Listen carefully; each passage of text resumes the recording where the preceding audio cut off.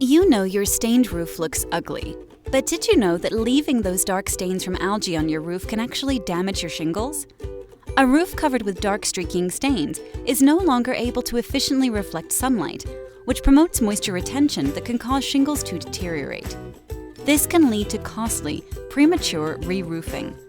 Also, stained shingles absorb heat, thereby superheating your attic, increasing your cooling costs and putting strain on your cooling system. This is why it's becoming common for insurance companies to demand that homeowners have their stained roofs professionally cleaned. They know that roof stains negatively impact the overall integrity of the roof, which can lead to leaks inside your home that could cost them money in a claim.